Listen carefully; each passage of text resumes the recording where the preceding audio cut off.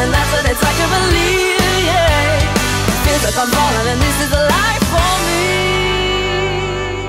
Hey everybody, this is Sarah Sadler with GospelMusicChannel.com. We're here today with Francesca Battistelli talking about songs from her new album, My Paper Heart. How are you today? Good, how are you? Doing great. Good to be here. What was it about music that drew you in? What made you want to do this? Yeah, well, I come from a very musical family. My parents were both in the musical theater world, so that was kind of my heart for a while. I danced as a younger kid and then did a lot of theater growing up and loved it and still love it.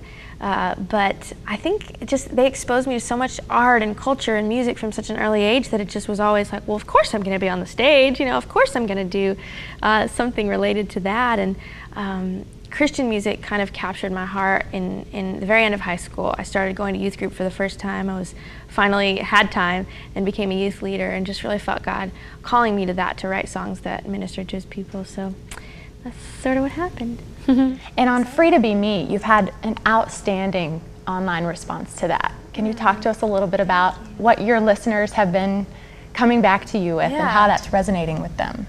Gosh, I think the craziest thing for me is I get so many parents with young children coming up to my table after the shows or writing me emails saying, thank you for being a role model for my kids, something that they can listen to that is clean, you know, that is going to give them a positive message. And I think that's something I always, you know, sort of expected maybe would happen one day or, you know, hoped would happen, but it's been sort of astounding to me that just the gravity of that, you know, and the responsibility that comes with that. So in writing for a new record, it's just sort of made me think, okay, I want to really be careful and make sure I'm writing songs that are going to speak to the audience out there. And it's not just kids, but it's been so many that it's really cool to see that I could really have an effect on someone's life in a very, you know, important stage of their life. So it's been crazy, but awesome and exciting at the same time. 'Cause I got a couple dents in my fender, got a couple rips in my jeans, try to fit the pieces together. Anytime that a song that I wrote 4 years ago about backing into someone's car means something to someone that is so meaningful or maybe something that I've never experienced, it just is amazing to me that God can use music in that powerful way, you know, that just translates beyond ways that you never would have guessed. That this song can teach them that they are made uniquely, you know, that it's God who makes us free to be who we are, who gives us that freedom to say, you know what, I love who I am, and I love that I am not like everybody else. And so I think it's amazing to have that impact. And your next single off of My Paper Heart is It's Your Life. Yeah. And how does that song, where did the inspiration come from?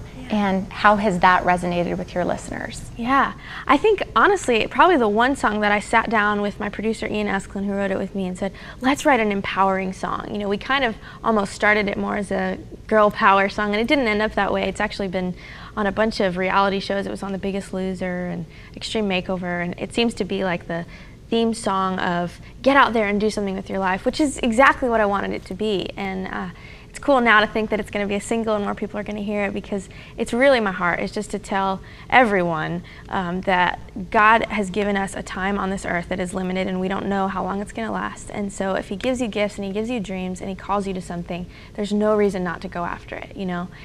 Just work hard at the gifts that he's given you, and you just never know what can happen. I feel like I'm proof of that. So I think one that's kind of fun is, maybe not fun, maybe it's a little sad. I have no middle name. My parents thought Francesca Battistelli was long enough, so they gave me no middle name. It's actually, I've grown to love it. I think it's kind of unique now. I can say, you know, it's one of these. I can say I have a fun fact to tell. But yeah, no middle name. Another fun fact about Franny is that I can't whistle. Would you like a demonstration? I will give it to you whether you like it or not. It's just air coming out. So I wish I could whistle, but try as I may, doesn't happen. I don't know if this is fun, but I'm pretty proud of the fact that I'm a fantastic speller. It was kind of my, you know, expertise in school. I was an English major, so spelling is very important to my life. And your